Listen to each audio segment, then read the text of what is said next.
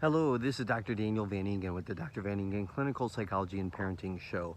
Today's feature, I want to talk about guilt versus shame. Guilt versus shame. I think it's important to reinforce, validate, and acknowledge guilt as a healthy aspect of a healthy family life.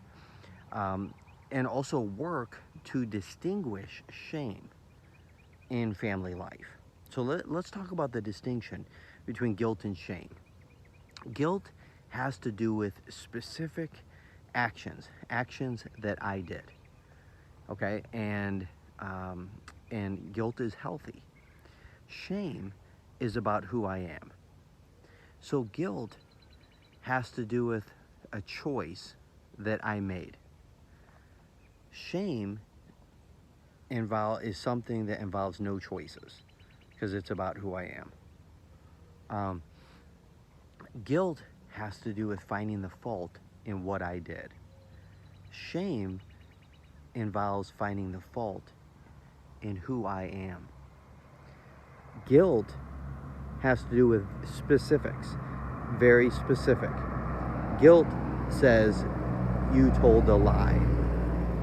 Shame involves who you are. It's not specific, it's about who you are as a person. You are a liar. So, as parents, I think what we want to do is work towards distinguishing and extinguishing shame in the lives of our children. And we as parents, we have to work against our own reinforcement history. Hey, look, when we're hungry, angry, lonely, tired, halt, right? Or stressed, halts, add the stress. But when we're stressed with hungry, angry, lonely, tired, we are more susceptible to having our shame-based messages emerge. And we experience those stuck points. It's like quicksand. And we get stuck. And it's in those moments, those periods, those windows of being stuck where we may convey the shame-based messages that we hold about ourselves. So all of us have some downloaded brain software of shame-based messages from childhood. Now, those can get triggered when we're experiencing the stress of parenting. It's important to work against those, work against a reinforcement history. And if you go against your reinforcement history, you're in for a fight. But when those shame-based messages, and what are those? I'm insignificant. I'm not good enough. I'm defective. I'm unlovable. You'll never amount to anything.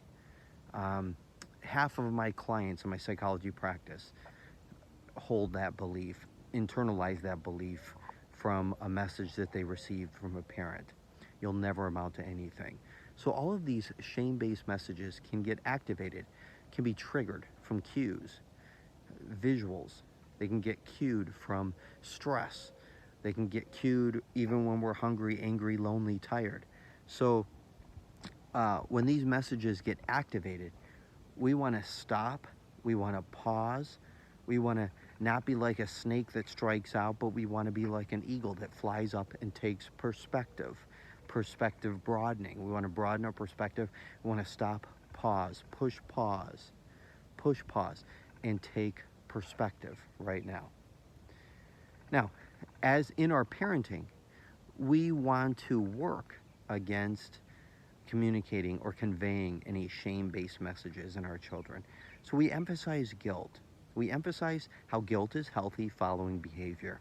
We want to be very specific in our parenting. And we want to continue to communicate positive messages to our children. You are lovable. You are significant. You are talented. I am so proud of who you are. You're a great boy, a great girl. You are loved by God.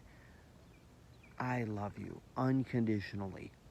Right? So we want to work towards making sure shame is not conveyed, and who they are as an amazing son, an amazing daughter. And we want to, I think, always have that distinction of guilt versus shame. This is Dr. Daniel Van Ingen. at the Dr. Van Ingen Clinical Psychology and Parenting Show. Check us out at parentingdoctors.com. Check out our new book, You Are Your Child's Best Psychologist, 7 Keys to Excellence in Parenting. Take care. Have a great day.